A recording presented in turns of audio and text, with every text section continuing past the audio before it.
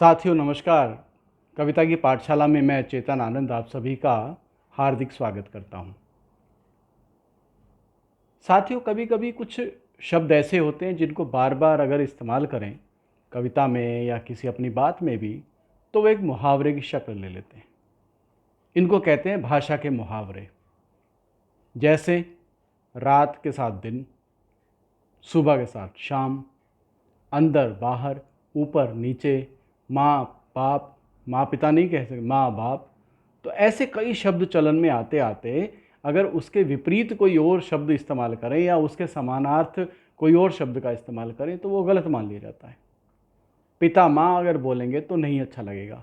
माँ बाप, मात पिता तो अच्छा लगता है, लेकिन माँ बाप है ना। तो ऐसे कई शब्द होते हैं जो बार बार इस्तेमाल होने से भाषा में वो मुहावरे बन जाते हैं, उन्हें बोलते हैं भाषा के मुहावरे।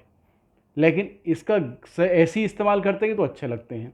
अगर कविता में अगर इसके समानार्थ दूसरा शब्द ले आते हैं तो वो वाली बात नहीं ला पाते। तो इसमें बोला जाता है दोष, कि हमने सही शब्द का इस्तेमाल नहीं किया जो चलन में है, तो इसलिए वो दोष मान लिया जाता है। गज़ल में ख़ास तौर पे इसका ध्यान रखा जाता है। तो केवल आज हम बात करेंगे इस पर कि भाषा के मुहावरे संबंधी दोष, कि भाषा के मुहावरे जो प्रचलित हैं उसके विपरीत या उसके बराबर का कोई और शब्द लाएंगे तो वो अच्छा नहीं होता। जैसे सुबह शाम, अब सुबह को कर दें सवेरे शाम तो वो अच्छा नहीं लगेगा, सुबह शाम में ही अच्छा लगेगा। रात दिन, ठीक है ना। अब रात दिन, अब रात्रि दिन कर दें तो नहीं अच्छा लगेगा ना, या रात दिवस तो नहीं अच्छा लगेगा। ऐसी माँ बाप, तो बाप माँ करें तो भी नहीं अच्छा लगता, तो माँ बाप ही अच्छा लगेगा। ऊपर नीचे ही अच्छा लगता है, ऊपर भीतर करेंगे नहीं चलेगा। अंदर बाहर ये अच्छा लगेगा, बाहर भीतर ये भी चल जाता है। तो ऐसे कई शब्द होते हैं जो इस तरह से ही बोले जाते हैं तो भाषा के मुहावरे बन जाते हैं, वो उसका वैसा ही प्रयोग अच्छा होता है। और अगर वैसा प्रयोग नहीं करते तो वो भाषा के मुहावरे संबंधी दोष कहलाते हैं। मेरे गुरुदेव डॉक्टर कुंवर बेचैन जी ने गज़ल के व्याकरण में इसी को कुछ अपने इस शेर के माध्यम से समझाने का प्रयास किया कि हम छोटी छोटी इन बातों को अगर ध्यान में रखेंगे तो हमारी लेखनी में निखार आएगा, क्योंकि हम इन चीज़ों का इस्तेमाल नहीं करेंगे। अगर इस्तेमाल करेंगे तो सही इस्तेमाल करेंगे, ठीक है ना। सही इस्तेमाल करना सीखें। छोटी छोटी बातें ऐसी होती हैं जिनको ध्यान में रखकर अगर लिखा जाएगा तो कविता हो, चाहे वो गज़ल हो, चाहे वो गीत हो, वो उसमें निखार आएगा। और अगर ध्यान नहीं देंगे, अज्ञानतावश हम मात्रा पूर्ति के लिए अगर शब्दों समानार्थ शब्द दूसरे प्रयोग कर देंगे तो वो भाषा के मुहावरे संबंधी दोष कहलाएंगे, ठीक है। उदाहरण गुरुदेव ने क्या दिया मैं ये बताता हूँ आपको। उन्होंने लिखा, एक उदाहरण दिया, देखिए उसमें कमी क्या है जो निकलेगी।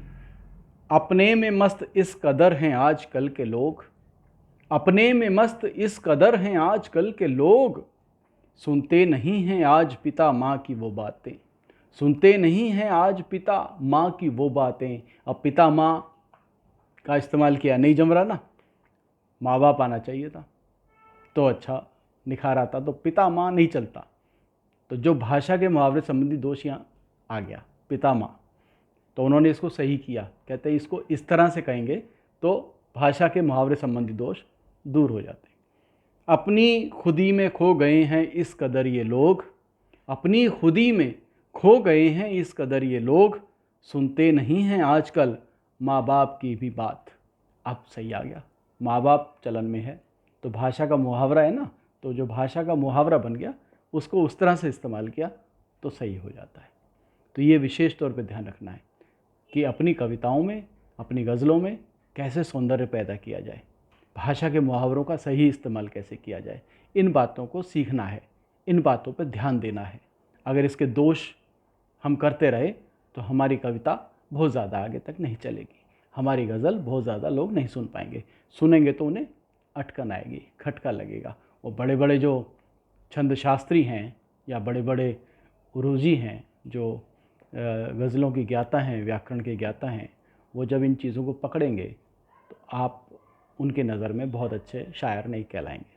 तो अच्छा शायर, अच्छा कवि बनने के लिए भाषा के मुहावरे संबंधी दोष को भी समझना होगा और इसे दूर करके रखना होगा, तभी आप और निखार पाएंगे अपनी रचनाओं को। ठीक है, तो आज के लिए इतना ही। इस पे विशेष ध्यान दीजिए, छोटी छोटी बातें हैं, गज़ल के ऐब कहलाता है, ये भी गज़ल का एक ऐब होता है, इस ऐब से बचना है। ठीक है, ये काव्य दोष है, गज़ल का ऐब ही नहीं है, ये काव्य दोष है। इस काव्य दोष को हमें अपनी रचनाओं से दूर करना है। पहले लिख लें, उसके बाद उसको पढ़ें, पढ़ने के बाद महसूस करें कि क्या ये दोष तो नहीं इस प्रकार का, अगर आ रहा है तो उसे तुरंत दूर कर लीजिएगा। ठीक है, तो और सामने वाला समझ जाएगा कि आप इसकी जानकारी रखते हैं। ठीक है, तो आज के लिए इतना ही।